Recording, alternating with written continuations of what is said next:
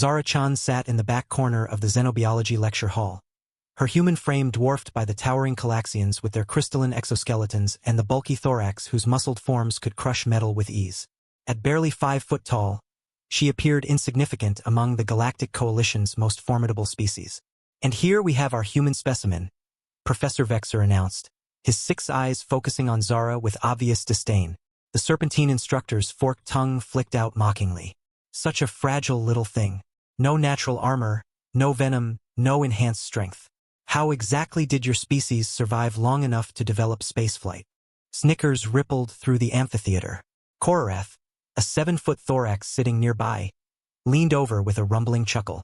"Perhaps they hid in caves while the real predators hunted." Zara's jaw tightened, but she said nothing. She'd heard it all before during her 3 months at the Intergalactic University.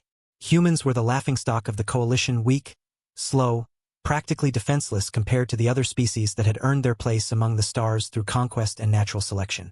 "Today's lesson focuses on predator-prey relationships," Professor Vexer continued, activating a holographic display. "True apex predators like the Galaxian razorhawks or the thorac battle bears demonstrate evolution at its finest. Meanwhile," he gestured dismissively at Zara, "some species rely purely on luck and hiding." The laughter grew louder. Zara felt heat rise in her cheeks, but she forced herself to remain calm. Her fingers unconsciously moved to the small communicator at her wrist, a habit she developed whenever stress levels peaked.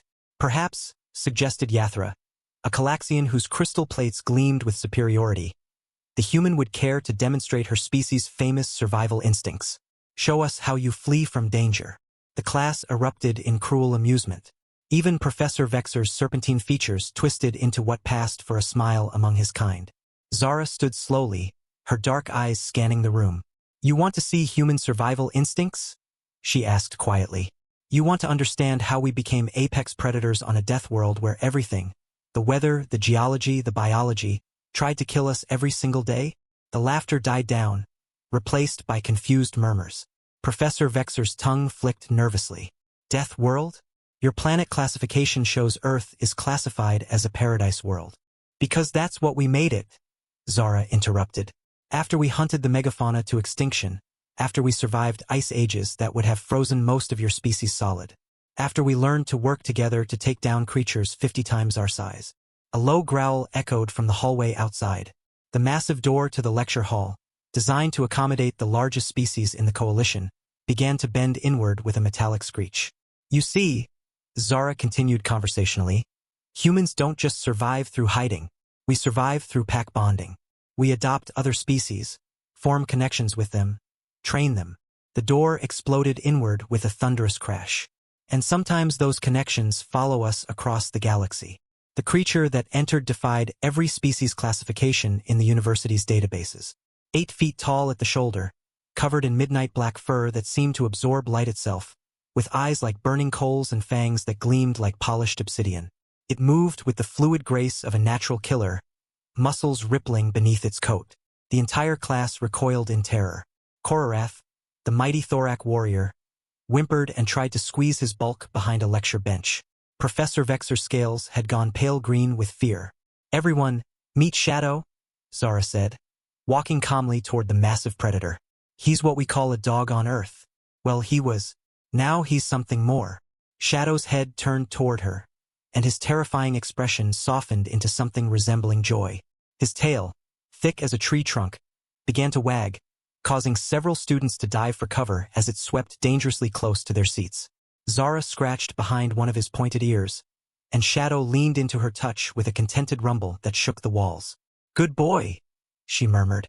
"Did you miss me during my boring lecture?"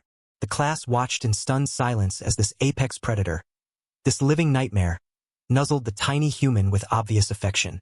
"You were asking about human survival traits," Zara said, turning back to address the speechless assembly. "We don't need armor or venom or natural weapons.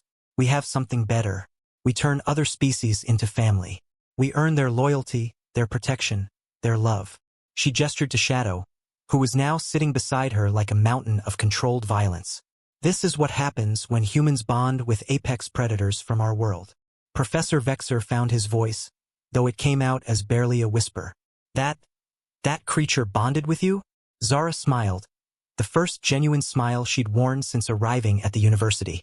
Oh, Shadow isn't my only friend. Back home, I've got pack bonds with creatures you'd classify as world-enders.